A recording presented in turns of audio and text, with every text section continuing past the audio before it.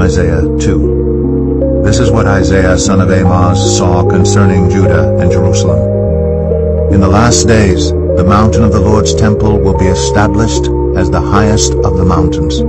It will be exalted above the hills, and all nations will stream to it. Many peoples will come and say, "Come, let us go up to the mountain of the Lord, to the temple of the God of Jacob. He will teach us his ways, so that we may walk in his paths." The law will go out from Zion, the word of the Lord from Jerusalem. He will judge between the nations, and will settle disputes for many peoples. They will beat their swords into plowshares, and their spears into pruning hooks. Nation will not take up sword against nation, nor will they train for war anymore. Come, descendants of Jacob, let us walk in the light of the Lord. You, Lord, have abandoned your people, the descendants of Jacob. They are full of superstitions from the east. They practice divination like the Philistines, and embrace pagan customs. Their land is full of silver and gold. There is no end to their treasures. Their land is full of horses. There is no end to their chariots. Their land is full of idols. They bow down to the work of their hands, to what their fingers have made.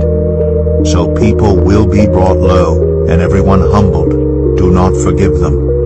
Go into the rocks, hide in the ground, from the fearful presence of the Lord, and the splendor of his majesty.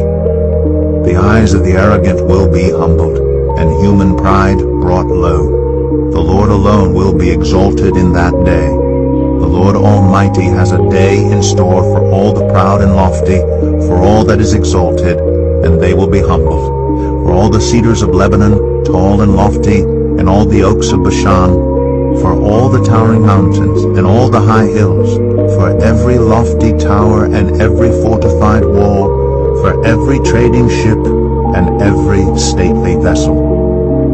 The arrogance of man will be brought low, and human pride humbled. The Lord alone will be exalted in that day, and the idols will totally disappear.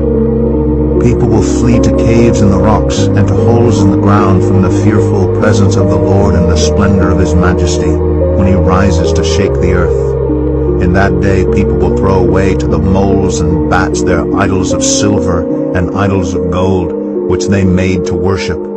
They will flee to caverns in the rocks, and to the overhanging crags from the fearful presence of the Lord, and the splendor of his majesty when he rises to shake the earth.